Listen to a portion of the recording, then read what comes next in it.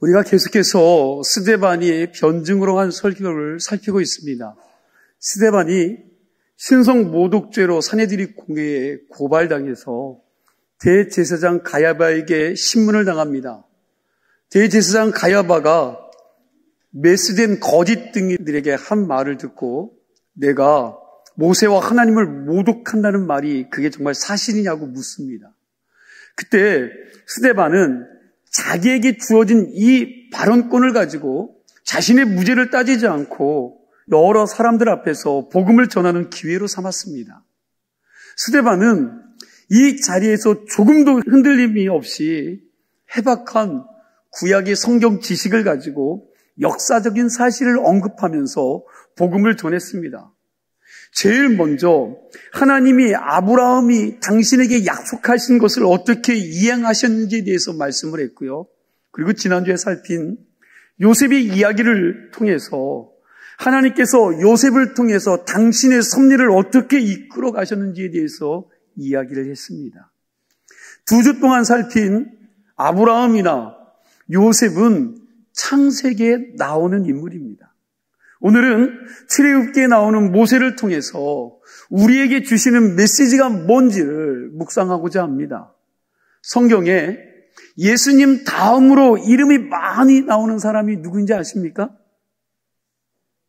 왜 물어봤을까요? 예, 모세입니다. 모세의 이름이 아브라함의 이름보다 2배, 3배 이상이 나와요. 아브라함은 236번이 나오고 모세는 812번이 나와요. 창세기를 빼놓고 출애굽기에서부터 요한계시록에 이르기까지 모세의 이름은 거의 다 나옵니다. 스데반도 하나님의 복음을 전하기 위해서 신앙의 선배 8명의 이야기를 하는데 모세의 이야기가 제일 여러분 길게 하고 있습니다. 분량이 제일 많습니다. 17절에서 44절까지입니다. 그만큼 길다는 건 뭐가요? 모세가 중요한 인물이라는 거죠. 모세는 태어날 때부터 죽을 수밖에 없는 운명이었습니다. 우리 18절과 19절 말씀을 함께 읽습니다. 요셉을 알지 못하는 새 임금이 애굽 왕위에 오르매 그가 우리 족속에게 교활한 방법을 써서 조상들을 괴롭게 하여 그 어린 아이들을 내버려 살지 못하게 하려 할세. 자, 30년 동안 애굽 총리 대신으로 있었던 요셉을 알지 못하는 사람이 애굽의 새 왕이 되었는데 히브리 사람들 가운데 남자아이가 태어나면 다 죽이라는 이 악법을 만들어서 시행했습니다.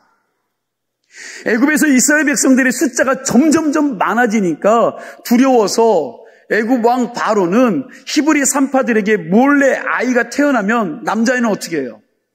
예, 아들이면 죽이고 딸이면 살려두라는 거예요. 그런데 그렇게 이야기했는데 이 산파들이 말을 잘 들어요, 안 들어요? 예, 그렇게 안 되니까 아들이 태어나면 무조건 어디다가 나일강에다가 던지라고 한 겁니다. 모세는 이렇게 죽을 수밖에 없는 환경에서 태어난 사람입니다. 그런데요, 그가 살아요, 죽어요? 예, 살아났습니다. 20절 말씀 우리 함께 보겠습니다. 20절입니다. 그때 모세가 났는데 하나님 보시기에 아름다운지라 그의 아버지 집에서 3달 동안 길리더니. 자, 모세가 태어났는데 하나님 보시기에 뭐 했어요? 왜? 아름답다라고 그랬습니다. 출애굽기 2장에서는요, 아름다운 게 아니라 잘생겼다고 표현했습니다. 생각해 보세요. 아기가 엄마 뱃속에서 나왔는데 잘생겼어요? 아름다워요? 잘 안 보셔서 모르시나요? 여러분, 잘생기기가 쉽지 않아요. 모세는 그런데 태어날 때부터 뭐 했대요? 잘생겼대요. 아름다웠대요. 여기서 하나님 보시기에 아름다웠다는 말은요, 단순히 잘생겼다는 말뿐만 아니라 모세에게 하나님의 은혜가 있었다라는 말씀입니다. 21절 말씀해 보니까 버려진 후에 그랬어요. 버려진 후에 갈대 상자를 만들어서 모세를 그 안에 집어넣고 어떻게 했습니까? 더 이상 데리고 있을 수 없으니까 나일 강가에 버렸습니다. 그러면 여러분 이 나일 강가에 버렸다는 것이 무슨 뜻일까요? 그렇죠. 이 말은 이 아이는 더 이상 내가 책임질 수가 없어. 부모가 책임질 수 없으니까 누구에게 맡기는 거예요? 예, 하나님께 맡기는 겁니다. 그리고 이 아이가 어떻게 되는지를 멀리서 지켜보는 거죠. 그때 바로의 공주가 나일 강가에 목욕하러 왔다가 이 아이를 보고 데려가서 자기 아들로 삼았습니다. 아버지 바로 왕이 히브리 남자아이가 태어나면 다 죽이라고 했는데 그 딸이 히브리인의 아이를 데려가서 자기 아들로 삼은 겁니다. 어떻게 이런 일이 일어날 수 있습니까? 이건 어떻게 설명할 수 없는 하나님의 은혜지요. 스데반은 하나님의 구원의 은혜를 이야기하고 있는 겁니다. 여러분 이게 참 중요해요. 스데반이 다른 걸 이야기하는 것이 아니라 하나님의 은혜를 이야기하고 있는 거예요. 모세는 태어날 때부터 특별한 하나님의 은혜를 받아 구원받은 사람이라고 이야기하는 겁니다. 신학자들은요, 모세의 생애를 3세대로 나누고 이야기합니다. 1세대는 애굽 공주의 아들로서 왕국에서 40년간 산 시기입니다. 2세대는 미디안 광야에서 목자로 산 80세까지입니다. 3세대는 이스라엘 백성들을 출애굽시켜서 120살까지의 삶을 이야기하고 있어요. 모세가 이처럼 40세까지는 애굽 공주의 아들로 궁궐에서 살았습니다. 이때까지는 모세는 왕족으로 살면서 자기가 특별한 사람이라고 생각을 했던 것입니다. 그리고 장성한 후 40세가 되어서 애굽의 노동 감독관을 돌로 쳐 죽이고 살인자가 되어서 미디안 광야로 도망가서 거기서 40년 동안 삽니다.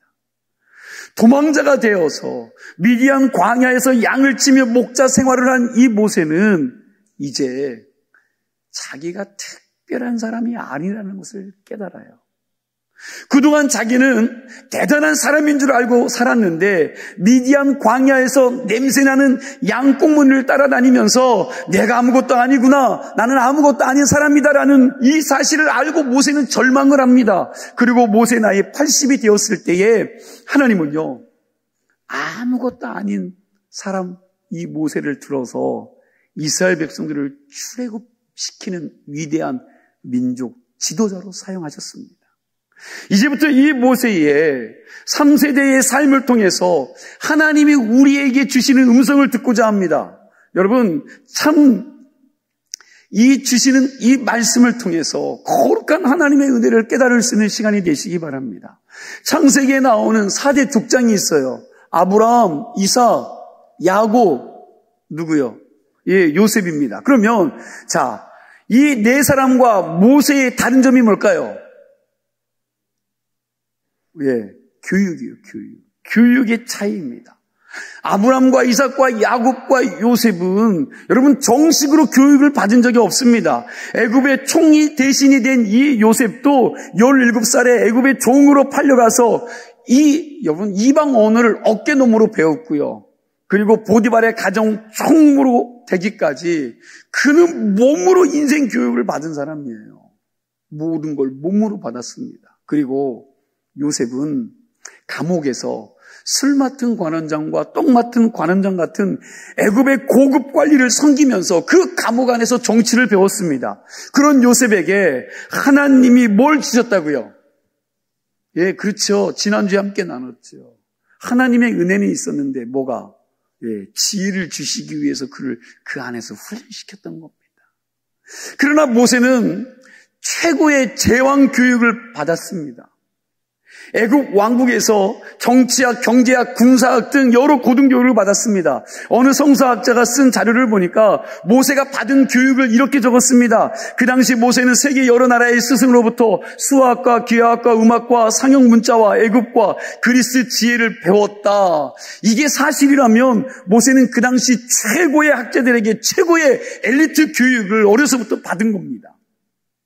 이런 모세에 대해서 스데반이 뭐라고 그럽니까? 우리 22절 말씀 함께 읽어볼까요? 22절. 모세가 애굽 사람의 모든 지혜를 배워 그의 말과 하는 일들이 능하더라. 아멘. 모세는 애굽 사람들의 학문과 지혜를 다 배워서 그 말과 행사가 능하였다라고 말씀하고 있습니다. 요즘 말로 이야기하면 모세는 최고의 스펙을 다 가진 사람이라는 겁니다.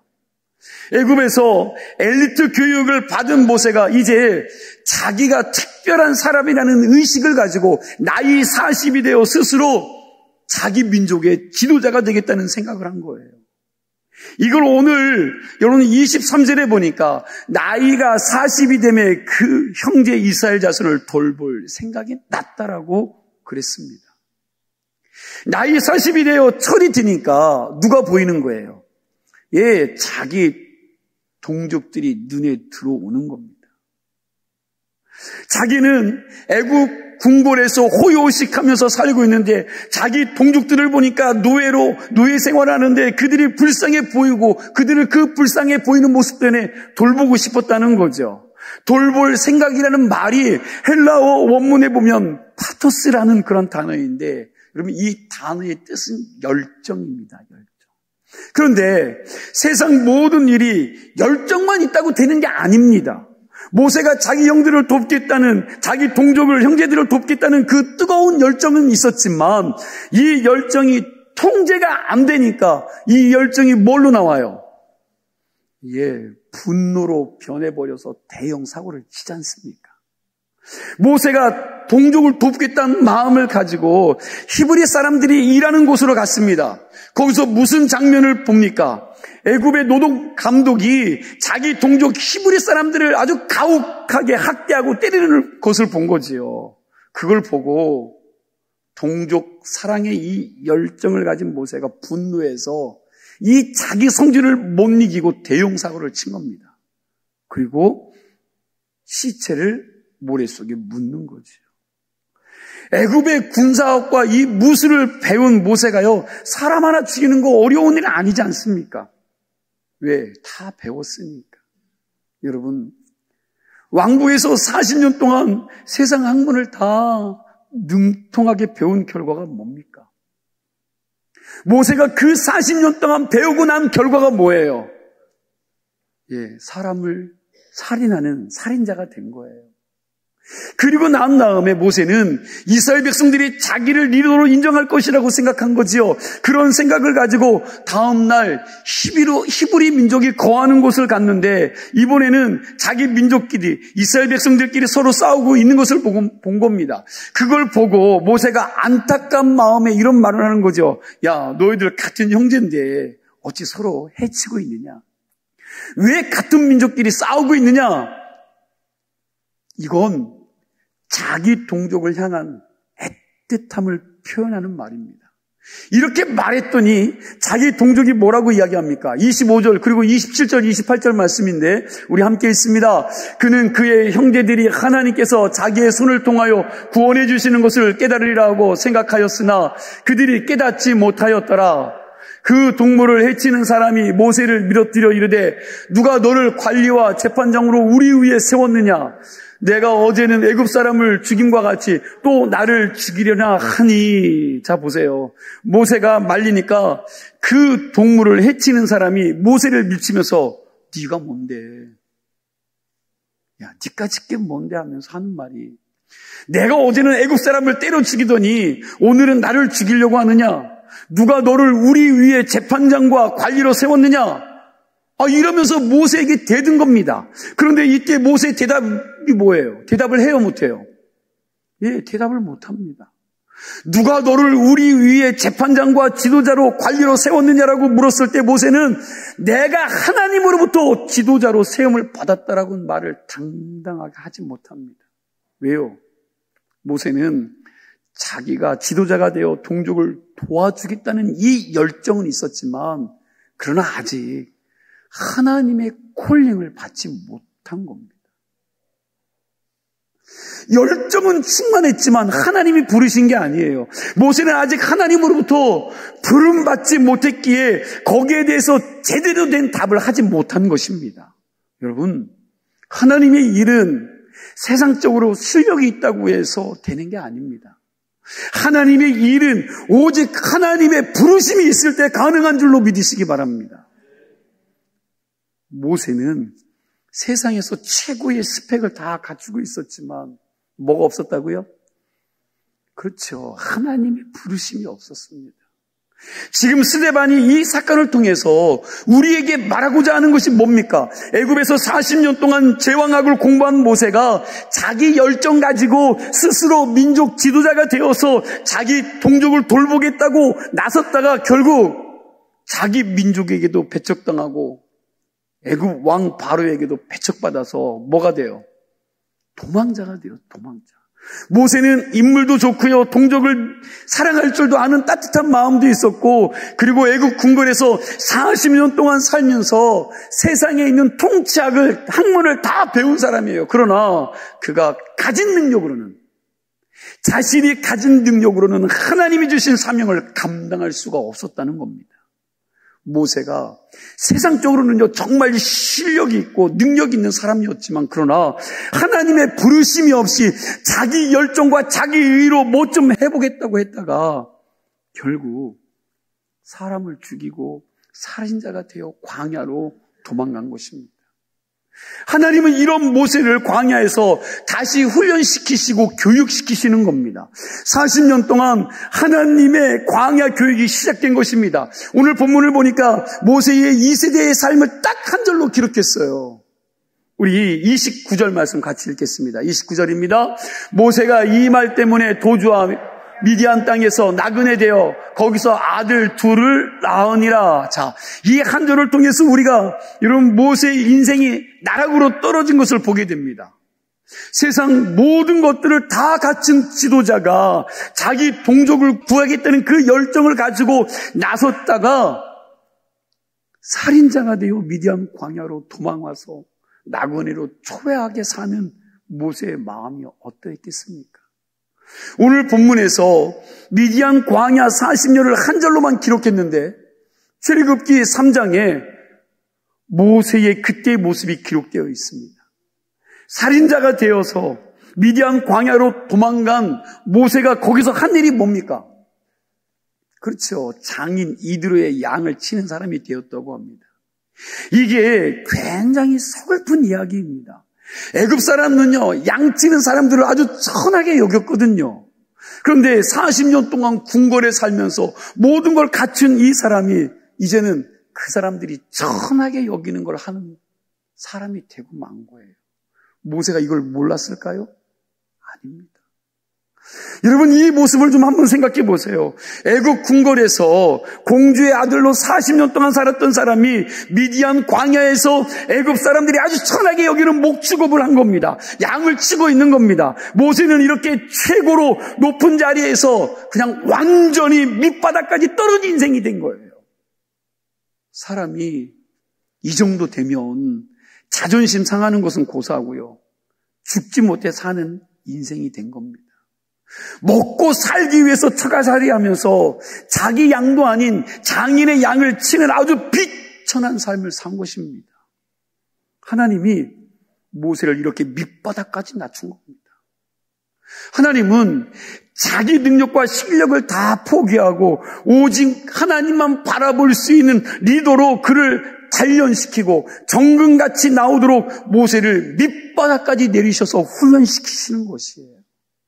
다시 말하면 모세의 힘을 완전히 빼놓는 겁니다. 하나님은 모세의 힘이 다 빠졌을 때 모세에게 당신을 나타내 보이십니다. 우리 30절 말씀이죠. 함께 읽겠습니다. 30절. 40년이 참에 천사가 시내산 광야 가시나물 떨기 불꽃 가운데 그에게 보이거늘. 자, 뭐가 찼어요? 40년이 참에 그랬는데 이 말은 하나님이 정하신 시간이 다 찼다는 겁니다. 모세가 40년 삶을 통해서 자기의 한계를 알고 자기 힘이 다 빠지고 부들부들한 사람이 될 때까지 하나님이 기다리신 것입니다. 이건요, 사람들마다 다 다른데 모세는 몇 년 걸렸어요? 40년 동안 염담받은 겁니다. 그리고 하나님이 그를 만나주시는데 어디서 만나주셔요? 떨기나무 불꽃 가운데서 그를 만나주셨습니다. 떨기나무는요, 광야에서 아주 흔한 나무입니다. 출애굽기 3장 2절 3절 보니까 떨기나무에 불이 붙었는데 불이 꺼지지 않고 나무는 타는데 나무가 재가 되지 않는다는 거죠. 나무에 불이 타고 있으면 여러분 나무가 어떻게 돼요? 그렇죠. 소진되어 없어져야 하는데 그냥 계속 타고만 있는 겁니다. 나무 형체가 그대로 있는 거죠. 여러분 이게 참 의미 있는 말씀입니다. 모세가 젊었을 때 자기 동족을 구해야겠다는 그런 열정의 불꽃이 타올랐습니다. 그런데 이 불꽃이 광야에서 40년 지나고 난 다음에는 어때요? 이 열정이 그 안에 있었습니까? 아니요. 흔적도 없이 사라졌습니다. 이렇게 모세의 불꽃이 다 꺼지고 사라져 없어졌을 때 하나님께서는 꺼지지 않고 사라지지 않는 불꽃으로 그에게 나타나셔서 모세에게 자기를 보여주신 거예요. 자기를 만나주신 겁니다. 무슨 말입니까? 우리가 가지고 있는 이 열정의 불꽃은 언젠가는 어떻게 해요? 사그러들지고 꺼지고 말 것이라는 겁니다. 그러나 하나님이 주신 불꽃은 사라지지 않는다는 거예요. 물론 우리 안에서 타오르는 이 열정의 불꽃도 참으로 귀한 것입니다. 그러나 나의 열정만 가지고 하나님의 일을 하려면 그 사람은요, 자기 성질 못 이겨서 모세처럼 사고칠 수밖에 없습니다. 그러다가 이 불꽃이 다 되면 식어버리는 거죠. 꺼지지 않는 하나님의 불꽃이 우리에게 붙었을 때 우리가 계속 지치지 않고 그 사명을 감당할 수 있는 거지, 나의 열정과 나의 불꽃 가지고는 안 된다는 것을 오늘 말씀해 주고 있는 겁니다. 우리가 때로는 내 속에 열정에 불이 붙으면 하나님의 일을 막 하고 싶어요. 하나님께서 은혜 부어주시고 열정을 주시고 뜨거움을 주시면 이 일들을 막 하고 싶은 거죠. 교사도 하고 싶고 성가대도 하고 싶고 지역장도 하고 싶고 숙장도 하고 싶고 여러분 이것저것 다 하고 싶습니다. 그 열정 가지고 어떤 분이 신학교까지 간 사람도 있습니다. 그런데 내 열정의 불이 사그러진다는 거예요. 그러나 하나님이 주신 이 불꽃을 가지고 사역하는 사람은 여러분 롱런할 수 있습니다. 하나님 주신 불꽃 가지고 일하는 사람은 꺼지지 않는 줄로 믿으시기 바랍니다. 여러분 꾸준히 타는 거예요. 여러분 정말 중요한 건 어느 날 그냥 열정이 불타오르서 화르르 타고 없어지는 사람이 아니라 여러분 농론하는 거죠. 내 힘으로 하는 것이 아니라 하나님이 부어주신 힘을 가지고 여러분 하나님의 일을 가지고 꾸준함을 가지고 하는 사람이 가장 소중한 사람이에요.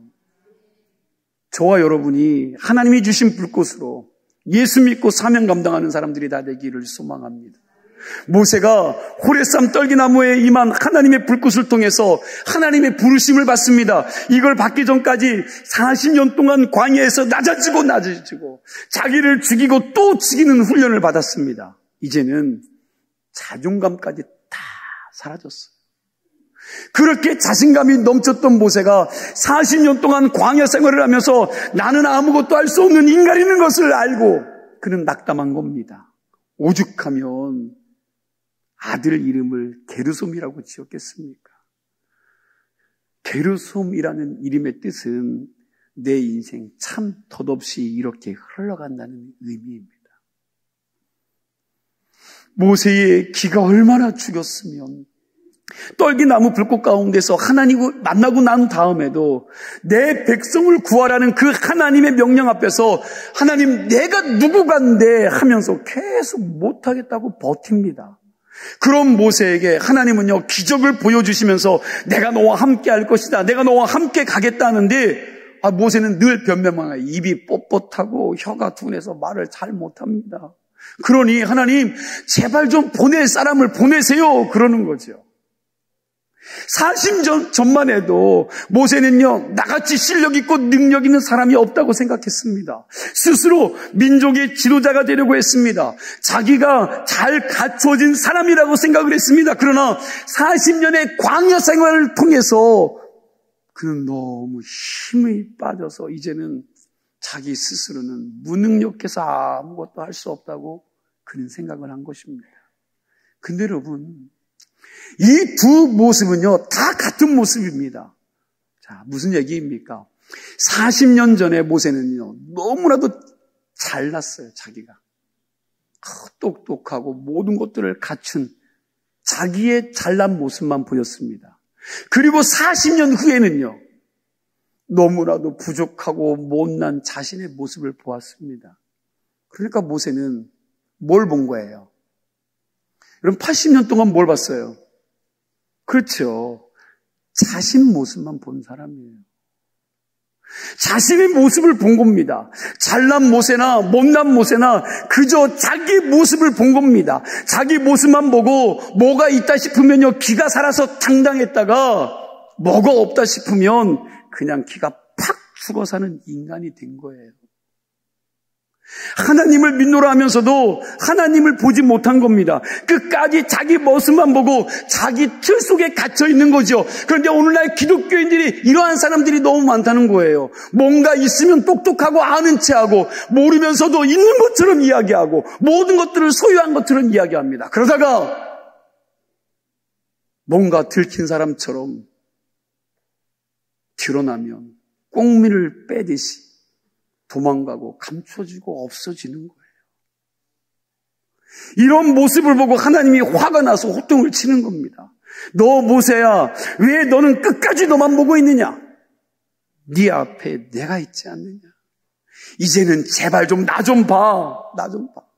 나를 보고 일어나. 너 혼자 있는 게 아니라 내가 너의 삶을, 내가 너와 함께 동행할 것이고 네가 가는 길에 내가 있을 것이니 내가 너를 통해서 일할 것이니 너 힘을 내라는 거죠.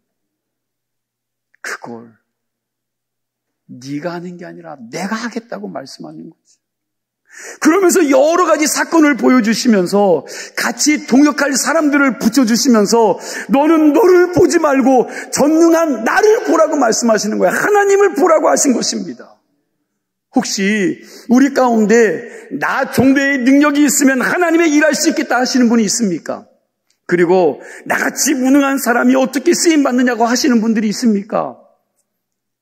둘 다다 문제예요. 둘 다다. 하나님의 사명, 하나님의 일은요, 하나님이 함께 하시는 은혜로 하는 겁니다.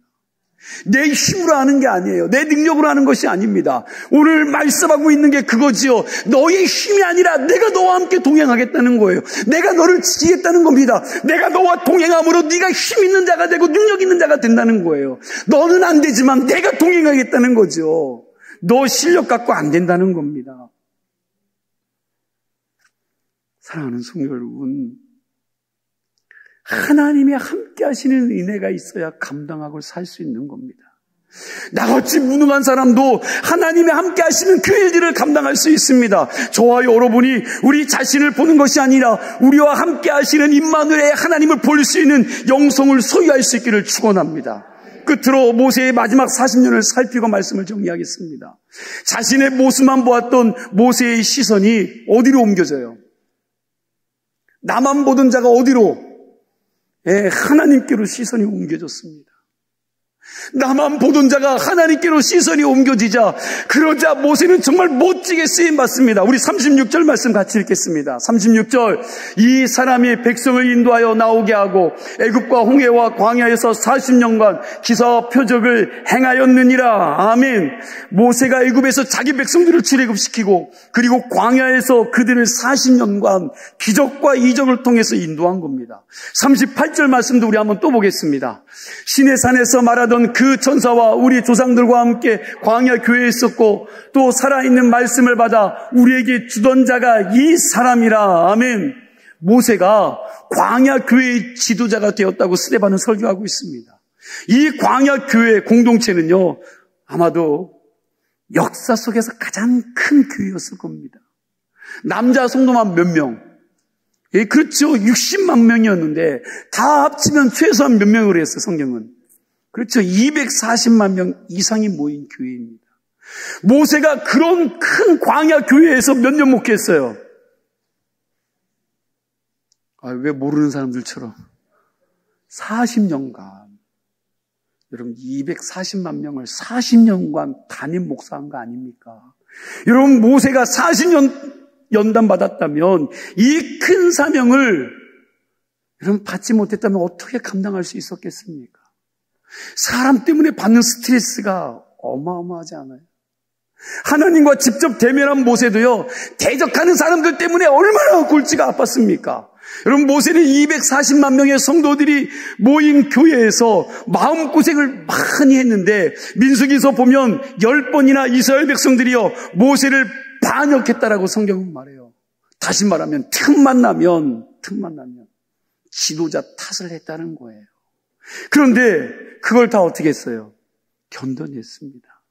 지난주에 얘기했던 요셉처럼 모세도 이 큰 영광의 무게를 감당할 수 있는 능력을 주시려고 하나님이 몇 년 동안 훈련시켰다고요. 40년 광야에서 그를 연단시킨 거예요. 이 엄청난 일을 시키기 위해서 40년 동안 광야에서 그를 연단시킨 겁니다. 하나님은 모세를 광야에서 연단시켜서 광야 교회 공동체를 이끌 수 있는 힘을 주신 겁니다. 여러분, 모세가 이 광야 교회 공동체를 어떻게 이끌었습니까? 38절 중반 말씀에 보니까 살아있는 말씀을 받아. 다시요, 너무 중요해요. 살아있는 말씀을 받아. 살아있는 말씀을 받아서 우리에게 주었다고 합니다. 이 말씀 정말 중요한 말씀이에요. 여러분, 교회가 무엇으로 이끌어져야 됩니까?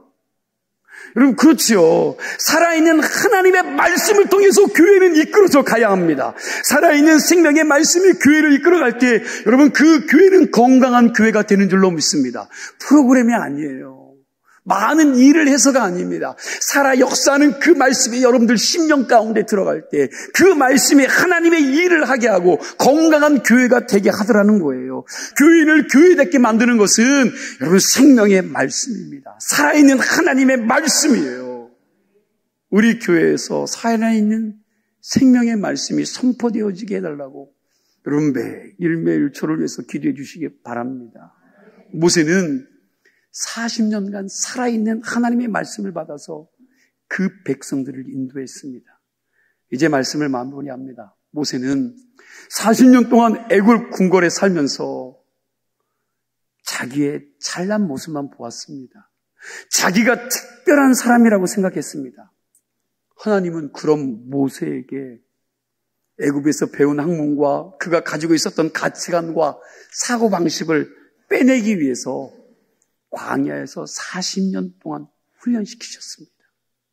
모세는 40년 동안 고독한 이 광야 생애를 하면서 자기가 아무것도 아니라는 것을 그는 알게 됐고 깨닫게 되었습니다.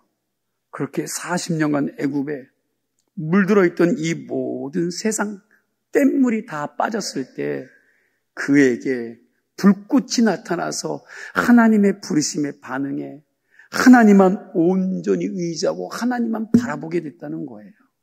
이때부터 모세는 자신을 보는 것이 아니라 하나님을 보는 사람이 된 줄로 믿으시기 바랍니다. 자기 실력과 교문 가지고 일하는 것이 아니라 하나님의 말씀을 받아서 하나님이 주시는 힘과 능력과 사명을 감당하는 사람이 된 줄로 믿으시기 바랍니다. 이 은혜가 오늘 여러분과 저에게도 임하기를 소망합니다. 우리 믿음의 시각이 나에게서 하나님으로 옮겨져 전지전능하신 하나님이 함께 하심 모든 것들이 가능하다는 사실을 믿음으로 받으시는 성도들이 되시기를 주의 이름으로 축원합니다.